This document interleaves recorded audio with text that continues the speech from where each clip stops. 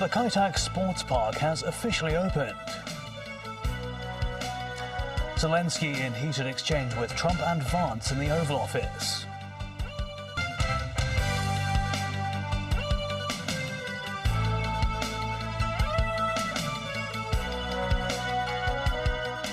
Good evening. The Kai Tak Sports Park officially opened today. A grand opening ceremony is now taking place at the park's main stadium. More than 30,000 spectators are expected to attend the event. Starting at about 6:30 p.m, the entire opening ceremony is scheduled to last for about 90 minutes.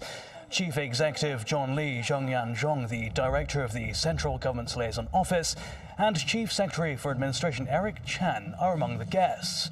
The ceremony is divided into 4 themes, representing the city's development at different stages. During each section, spectators can enjoy a range of music and sports performances by athletes and singers from Hong Kong and the mainland. These include traditional dragon and lion dances. A pyrotechnic show will be performed for the grand finale. The opening of Kai Tak Sports Park, the largest sports, entertainment and mega event complex in Hong Kong's history, spanning over 28 hectares. Today, we are witnesses to a state-of-the-art new stage for Hong Kong. Spectators started entering the Kai Tak Sports Park for the opening ceremony at 4:30 p.m. Mosenai reports. The highly anticipated grand opening of the Kai Tak Sports Park has arrived. With the ceremony starting at 6:30 p.m. on Saturday, crowds began to appear outside the park from 4:30 onwards. Some residents said they were excited about the event. I am super looking forward to it. I wanted to see the inside of the stadium because it will be my first time, this man said. Mainland tourists also came to witness the opening. I came here to experience the atmosphere. Hong Kong's architectures are beautiful, this woman who traveled from Guangdong said. Before entering the stadium, spectators must go through a security check. Individuals are not allowed to bring water bottles, professional cameras and long umbrellas into the venue. A storage service is provided for members of the public to drop off their belongings, but they must pay a storage fee of $80 for each item. Some people said the storage price was expensive and they would rather throw the items away. Chief Secretary for Administration Eric Chan and President of the Legislative Council Andrew Leung arrived at the stadium early. A total of 33,600 spectators are expected to take part in the opening celebration. Members 9, TVB News. From early this morning, locals and tourists went to exchange their tickets for physical tickets for the opening ceremony of the Kai Tak Sports Park. Tickets could still be collected after the official deadline at 3 p.m. Samantha Lee spoke with some showgoers this morning. As excitement builds for the opening ceremony of the Kai Tak Sports Park, 8,500 public sale tickets priced at $10 were snapped up within half an hour last week. At around 9 a.m. this morning, many ticket holders arrived at the Kai Tak Arena to exchange their e-tickets for physical tickets. They had to confirm their email addresses and show identification documents to obtain the physical tickets. Some of them came from the mainland and expressed excitement about the show tonight. I'm so nervous and excited because I finally can see my favorite tennis player. I am interested in Fan Zhendong's part, and I'm also interested in the singer's part because I love music too. Of course, the hope star.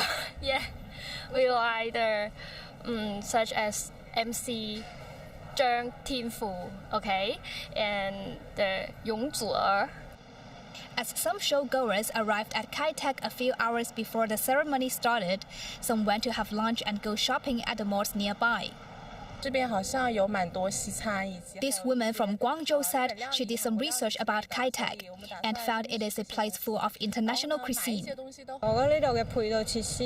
This woman from Zhongshan said the shopping malls provide a good place to spend time before the show starts. Kai-Tak's opening ceremony will last about 90 minutes, but there is no live broadcast for Hong Kong audience. However, the show will be shown at 9:30 p.m. on free-to-air television channels. Samantha Lee, TV News. Overseas, and extraordinary scenes at the Oval Office in the White House, where US President Donald Trump and Ukrainian President Volodymyr Zelensky had a heated exchange.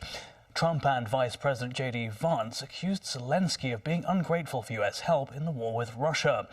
Trump said Zelensky is gambling with World War III. Zelensky was meant to sign a deal with Trump that would give the US access to Ukraine's rare earth minerals, but it was never signed. Asvi Karim with more. The Oval Office at the White House is an iconic setting in global politics. Well, thank you very much. It's where pleasantries are exchanged between the US president and leaders from around the world before more detailed talks are held behind closed doors. All that changed when Ukrainian President Volodymyr Zelensky brought up the topic of Russian President Vladimir Putin. He killed our people and he didn't exchange prisoners. We signed the exchange of prisoners, but he didn't do it. What kind of diplomacy, JD, you are speaking about? What do you mean? I'm talking about the kind of diplomacy that's going to end the destruction of your country. Yes, but if you Mr. President, with respect, I think it's disrespectful for you to come into the Oval Office and try to litigate this in front of the American media. Right now, you guys are going around and forcing conscripts to the front lines because you have manpower problems. You should be thanking the president for trying to bring an end to this conflict. Have you ever been to Ukraine that you say what problems we have? I have been to. Come once. I've actually watched and seen the stories, and I know what happens is you bring them on a propaganda tour, Mr. President. Do you disagree that you've had problems bringing people into your military? And do you think that it's respectful to come to the Oval Office of the United States of America and attack the administration that is trying to prevent the destruction of your country? A lot of questions. Let's start from the beginning. Sure. First of all, during the war, everybody has problems, even you, but you have nice ocean and don't feel now, but you will feel it in the future. God bless. You don't know that. God bless. God bless. You will not have war. Don't tell us what we're going to feel. We're trying to solve a problem. Don't tell us what we're going to feel. I'm not telling you. Because you're in no position to dictate that. That's Remember exactly this. You're in no position to dictate what we're going to feel. We're going to feel very good. Feel influence. We're going to feel very good and very strong. You will feel influence. You're right now not in a very good position. You've allowed yourself to be in a very bad position, and he happens to be right about it. From the very beginning of the war. You're not in a good position. You don't have the cards right now. With us, you start having cards. Playing cards. Right now, you don't. You're playing cards. Mr. President. You're playing cards. Serious. You're gambling with the lives of millions of people. You're gambling with World War III.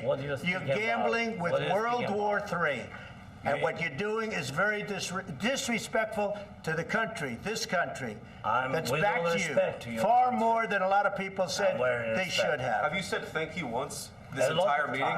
No, in this entire meeting, have you said thank you? You went to Pennsylvania and campaigned for the opposition in October. Offer some words of appreciation for the United States of America and the president who's trying to save your country. Nazvi Karim, TVB News. The Palestinian people in the devastated Gaza Strip have reacted with outrage to a controversial AI-generated video posted online by US President Donald Trump. The video depicts the Gaza Strip transformed into a luxurious resort named Trump Gaza. The 15-month-long Israeli military operation caused more than 48,000 deaths. Trump's video depicts Gaza as a glamorous resort, proclaiming the Strip as Trump Gaza #1.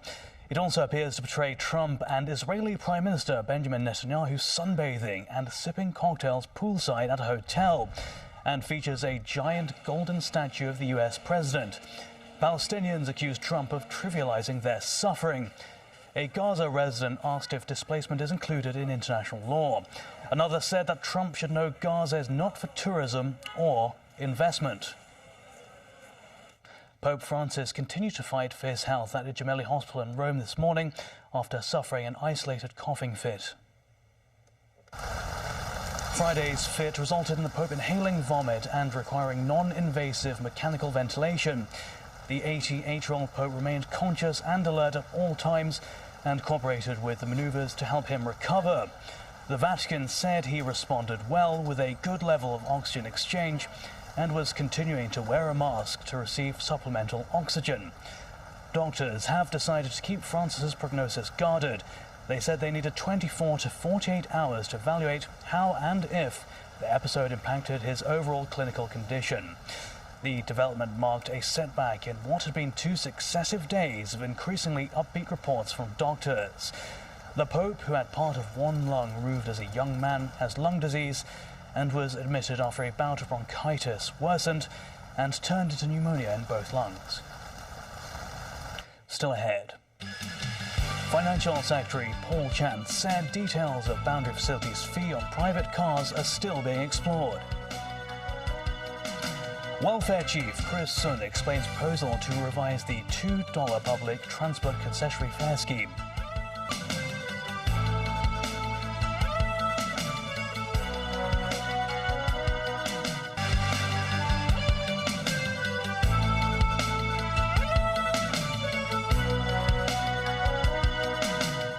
Welcome back. Financial Secretary Paul Chan stressed the government is exploring ways to introduce a boundary facilities fee on private cars leaving through land control points.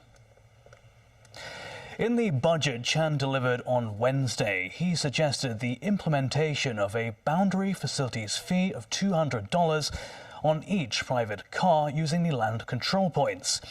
Speaking on a radio program, Chan said the fee amount has not been finalized yet.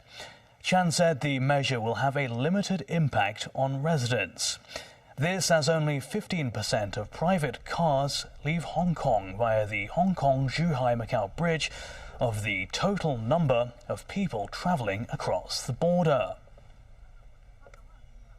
The government proposal to revise the $2 public transport concessionary fare scheme has sparked discussion. Secretary for Labour and Welfare Chris Sun said there were some elderly people taking 20 trips a day on average, costing more than $4,000 of government subsidies per month. He said the modification could greatly improve public finances. The proposed adjustments include capping the subsidy at 240 trips per month. Speaking on a radio program, Labour and Welfare Secretary Chris Sun said 2.5 million people benefit from the scheme, but only 360 people will be affected by the cap. He revealed that elderly people aged 65 and above take 14.2 trips a day on average, which amounts to $2,500 worth of government subsidies each month. Sun said he believed senior citizens would not take long route buses to nearby places after the modified scheme is implemented. Brazil's Carnival was in full swing on Friday, with samba school parades kicking off the festivities in Sao Paulo's Sambadrome. The traditional samba school Barroca Zona Sul was one of the first to perform. With its colourful floats and engaging samba, the 50-year-old school showed off glittering and extravagant costumes created to pay homage to the Orisha Ansa, a traditional figure in candomblé, an Afro-Brazilian religious tradition. Performances by 14 samba schools will be judged in 9 categories at the end of Carnival, and only one will claim the title of winner of the 2025 Sao Paulo Carnival. Earlier, Rio de Janeiro's mayor handed over the key to the city to its Carnival monarch, opening King Momo's 5-day reign over the festivities. And that's news. Thanks for watching.